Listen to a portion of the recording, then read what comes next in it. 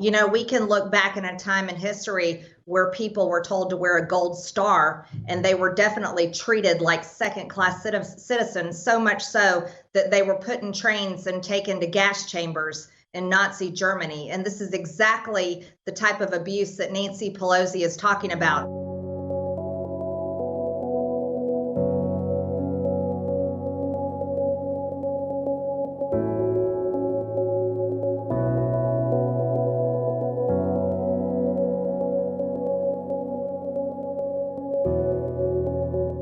It's unfortunate that he took this route, and he didn't even text me or call me, which is really a shame. Before I found out, seeing it in the news, that he had said that. And then sadly, you know, Elise Stefanik, our new GOP chair, followed suit, of course, right along. And then I think Steve Scalise and others. And they shouldn't have done that. None of them called me and asked me what I meant by what I had said. You have to have respect for Nancy Pelosi, and that she never allows attacks on her own. And she defends them even when they sleep with Chinese spies, when they attack Israel, when they stand with Hamas terrorism, and that when their rhetoric is so disgusting, and that Antifa pro-Palestinian rioters are on the streets attacking American Jews. You know, Nancy Pelosi stands with her own. And Kevin McCarthy never had to say a word. He could have said, you know, you should ask Marjorie about her words and ask her what she had to say. That would have been the right answer for him.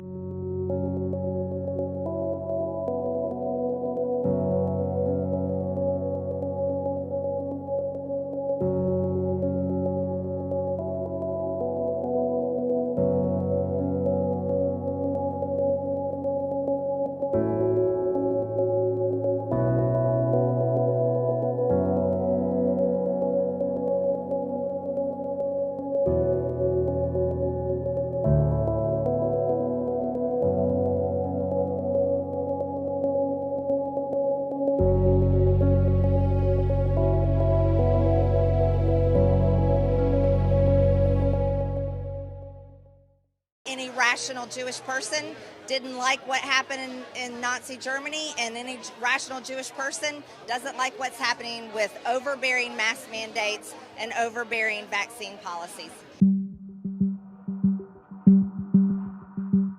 You know, we can look back in a time in history where people were told to wear a gold star, and they were definitely treated like second-class citizens, so much so that they were put in trains and taken to gas chambers in Nazi Germany. And this is exactly the type of abuse that Nancy Pelosi is talking about.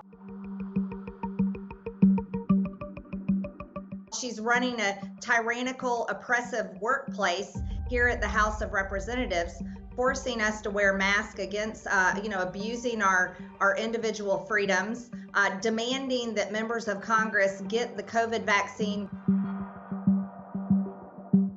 We shouldn't be having this kind of treatment. No one should be treated like a second-class citizen for saying I don't need to wear a mask, or saying that my medical records are my privacy based on my HIPAA rights. And so I stand by all of my statements. I said nothing wrong.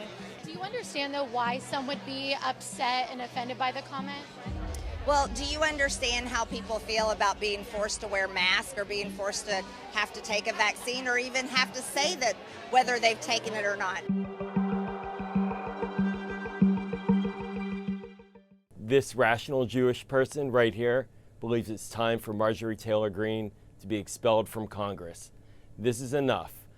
Marjorie Taylor Greene is trafficking in hate speech. She is trivializing the Holocaust. She is conducting dog whistles to the far right to raise money, to raise her political power, to bias our politics into a place of hate. And there's no place for hate in our politics, and this needs to stop right now. This is not a left-right issue. There are many members across the aisle who are upset by this. Any comparisons to the Holocaust, it's beyond reprehensible. I don't even have words to describe how disappointing it is to see this hyperbolic speech that frankly amps up and plays into a lot of the anti-Semitism that we've been seeing in our society today. And I do condemn that in the strongest terms. There is no excuse for that. With the Holocaust, we learned about many different actors, and the key actor was the people who were passive and allowed this kind of hate to go unchecked. And that's what we're learning about right now in our politics, that she sees a profit from it. She's profiting from hate speech. She's raising lots of money off of it. And she's being allowed to do it by people who are passively allowing her to get away with it on her own side of the aisle in particular, and her leadership. And it says that our politics right now doesn't punish those who foment hate. And that needs to stop. We need red lines in our politics.